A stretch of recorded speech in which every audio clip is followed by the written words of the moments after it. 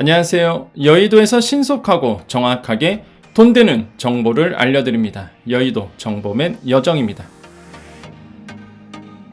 자, 속보입니다. 민주당이 정부에 요청해온 추가 경정 예산, 그러니까 추경 35조 원의 구체적인 사용처를 공개했습니다.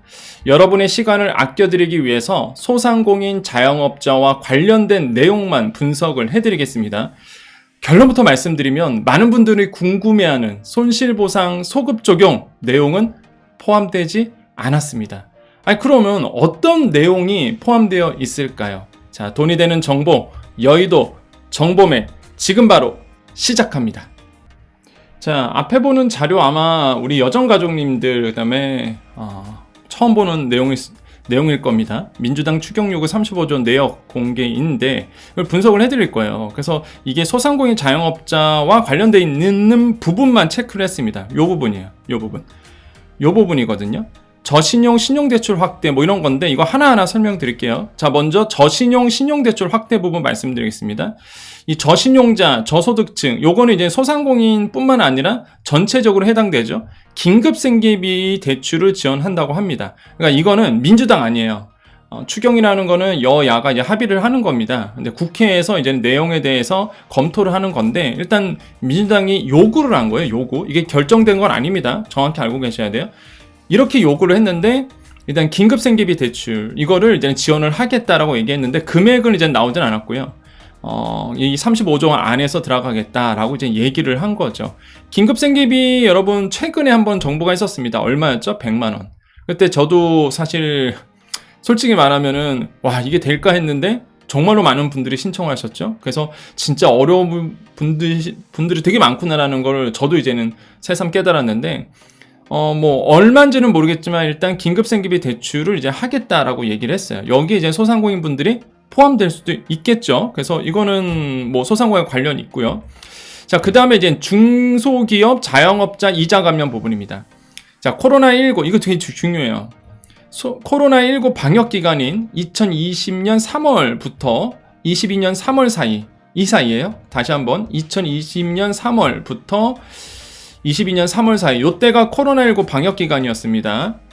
이 사이에 중소기업 자영업자 그러니까 소상공인 부채 증가분에 대한 이자 1.5% 정도를 지원하는 거예요. 결론부로 얘기하면 이자 감면에 들어가는 거죠. 예, 요 내용이 이제 들어가 있어요.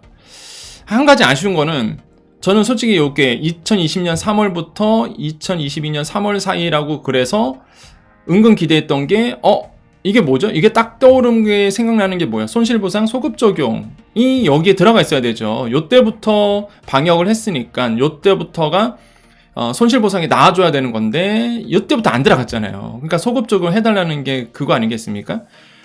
그래서 나는 날짜가 나오길래 소급 적용인가 봤더니 그건 아니네요. 자영업자 부채 증가분에 대한 이자를 지원하는 거예요. 한마디로 이자 감면이겠죠. 그래서 이런 부분이 좀 들어가 있다라는 거. 그 다음 한번 봐보겠습니다. 소상공인 자영업자 고정비 감면이에요. 이게 무슨 얘기냐면 소상공인 자영업자 이거 좀 확대해 드릴까요? 예, 이렇게 되는 겁니다. 자영업자 고정비 감면 지원인데 이게 어떤 내용이냐면 고정비 감면과 취약차주 저금리 대안대출 지원 이거 두 가지죠. 한마디로 자영업자 소상공인분들 고정비가 있을 거예요. 우리가 보통 사업할 때 고정비라고 얘기하면은 보통 월세 이런 것도 고정비죠. 그 다음에 공과금 이런 것도 이제 고정비입니다. 그 다음에 또 뭐가 있어요 여러분? 뭐 인건비 이런 것도 이제 고정비로 뺄 수 있겠죠. 그러니까 이런 고정비 감면 이런 부분이에요. 그래서 구체적으로 어떻게 고정비 감면할지는 모르겠지만 보통 아마 만약에 이게 현실화된다 그러면 대부분 이제는 손익계산서라든지 재무제표를 갖고 오라 그러겠죠. 또 예전처럼 아무튼 간에 이런 고정비 감면도 이제 내용이 있고요. 취약차주 저금리 전환대출 요것도 지금 정부에서 하고 있는데 이 부분도 동일하게 이제는 말하고 있네요. 그래서 취약차주 저금리 전환대출을 지원하겠다라고 이제는 민주당에서 얘기하고 있고요.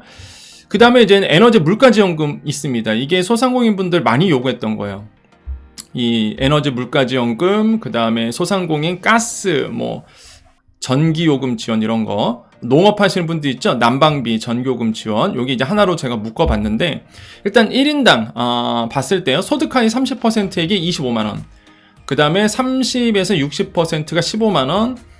소득 하위 60에서 80%는 10만원 정도 지원한다. 이렇게 보시면 되겠습니다. 한마디로 소득 하위 30%면은 사실 1분위 정도가 되겠죠. 그러니까 5분위까지로 나눠지는데, 그렇게 되면 진짜 저소득층이신 거예요. 이분들에게 한 25만원 정도 준다. 이렇게 되어 있고요.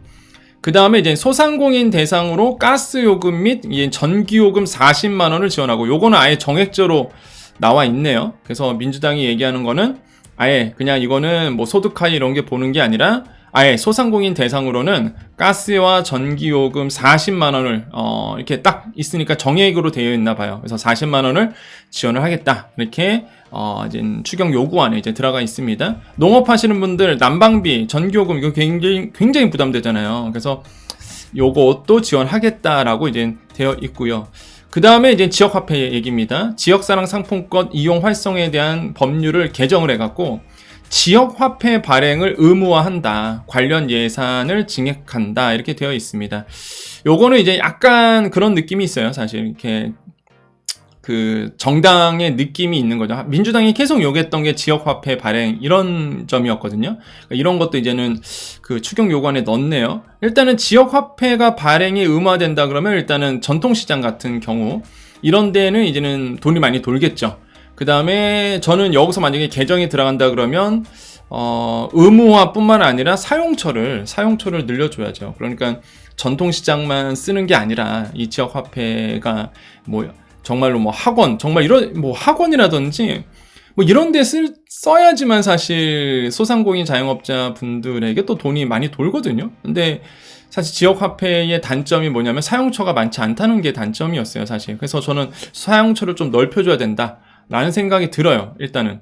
그래서 뭐 그게 뭐 학원이 됐던 아니면 뭐 그 레스토랑이 됐던 뭐 분식점이 됐던 간에 일단 지금 조금 사용처를 좀 넓혀줄 필요는 있다라고 생각을 해보겠고, 일단 지역화폐 발행 의무화 이 내용도 이번에 좀 포함되어 있습니다. 그래서 보면은 딱 여기까지예요. 사실 소상공인과 관련된 내용. 나머지는 뭐 부동산, 그 다음에 아리백이라고 해갖고 요거 제가 그 라디오 시사 프로그램 나가서 했던 얘기인데 여러분은 하고 관계는 없어요.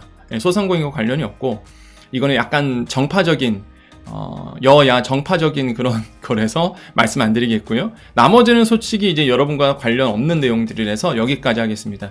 그러니까 딱 여기까지예요. 제가 이제 말씀드린 것처럼 딱 여기입니다. 저신용 신용대출 확대, 중소기업 이자 감면, 고정비 감면, 전환대출, 물가지원금, 전기요금, 가스 지원금 딱 여기까지거든요. 지역화폐 뭐가 없어요? 그렇죠. 소상공인 소급 적용, 손실보상 소급 적용 내용은 없습니다. 이게 팩트예요. 다시 한번 말씀드리지만은 민주당의 추경 요구 아닙니다. 이게 뭐 정부의 안도 아니고요.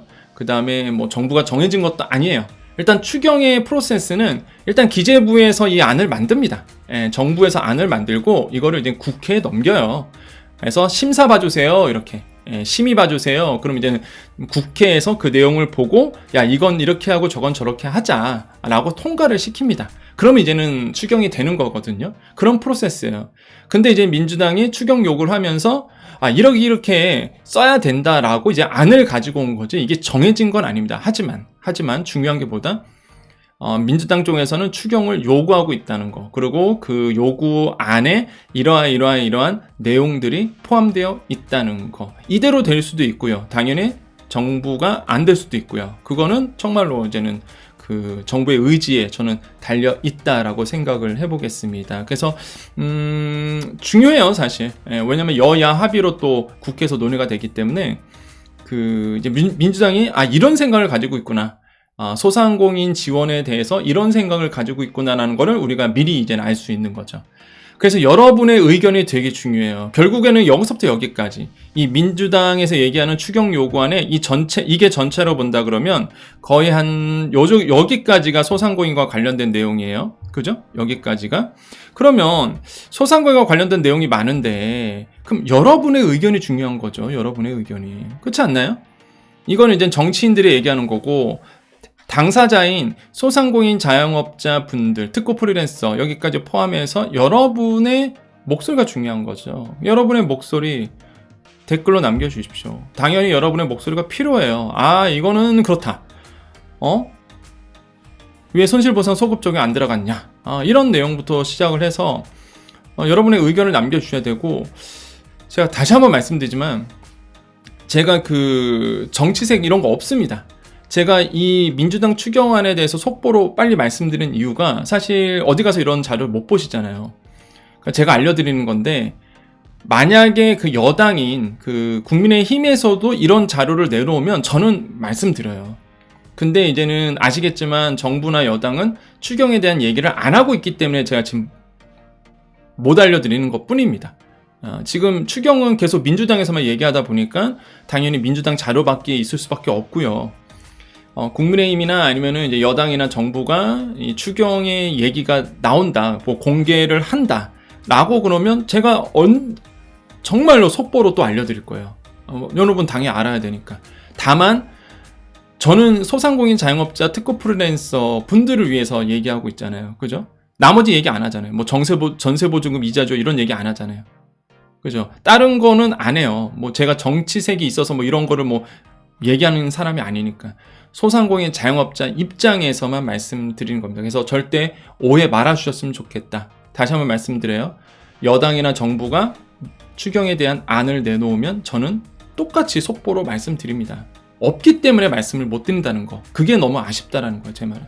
그래서 저는 추경이 좀 진행이 됐으면 좋겠다. 이런 생각을 해봐요. 소상공인 자영업자 분들에 대한. 근데 그 추경은 누구를 위한 추경이다? 코로나19로 인해서 또한 지금 이 불경기 시대에 고금리 시대에 경기가 위축이 되고, 그 고금리 왜 왔습니까? 코로나19 때문에 온 거잖아요. 코로나19 때 이자 막 낮춰졌죠. 그때 돈이 많이 풀려요. 인플레이션 막 일어납니다. 인플레이션 이렇게 막 일어나네. 이러다가 경기 망가지겠네. 경제 망가지겠네. 야, 금리 올려. 그래서 금리를 올린 거 아니에요. 금리 올리다 보니까 당연히 경기가 위축이 되죠. 경기 침체가 옵니다. 그러다 보니까 가장 일타가 뭐예요? 소상공인 자영업자가 그냥 피해를 받는 거예요, 일단. 그러니까 다 이게 코로나19부터 시작한 거거든요. 그러면 지금 추경안 누구를 위해 써야 됩니까? 소상공인 자영업자를 위해서 쓰는 게 맞죠. 그래서 추경안이 나온다 그러면 소상공인 자영업자를 위한 추경안이 돼야 된다는 거를 다시 한번 좀 강조를 해드려요. 그게 제가 무슨 뭐 소상공인 자영업자 편을 들려고 하는 게 아니라 그게 맞다니까요. 그게 상식적으로 생각해도 그게 맞고요. 취약계층 당연히 도와줘야 되고요. 취약계층 안에 소상공인 자영업자분들이 포함되어 있죠. 그렇기 때문에 정말로 이 어려운 시기에 정말로 가장 피해를 입었던 소상공인 자영업자를 위한 정책들이 나와줘야 된다는 거 다시 한번 여러분 강조를 해드립니다. 자, 오늘 정보 여기까지입니다. 우리 여정 가족님들만 남아 계시고요. 우리 여정 가족이 아니신 분들은 여기까지 보시면 돼요. 여러분의 시간 뺏지 않습니다. 저는 결론부터 말씀드리죠. 그냥 다 얘기하고 시작을 해요. 그죠? 그렇기 때문에 절대 여러분의 시간을 함부로 뺏지 않습니다. 자, 정보는 다 드렸고요. 우리 여정 가족님들 오늘 인사하고 마무리 짓도록 하겠습니다.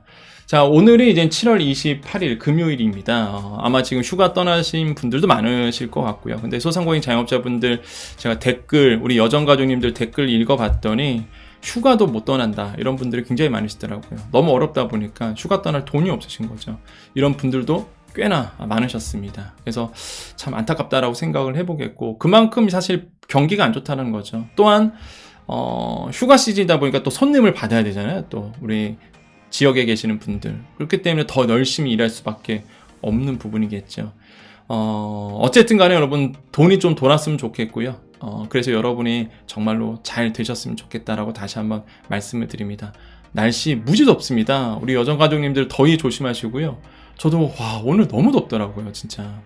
태양볕이 햇빛이 장난 아닙니다. 그래서 여러분 더위 조심하시고 더 건강하게 열심히 또 생활하셨으면 좋겠어요. 경제적인 부분 여러분을 위한 경제 비서 여정입니다. 경제 비서는요, 제가 이제 여러분의 경제 비서가 되어드리죠. 일 열심히 하십시오. 나머지는 제가 다 챙겨 드립니다. 리마인드 해드려요.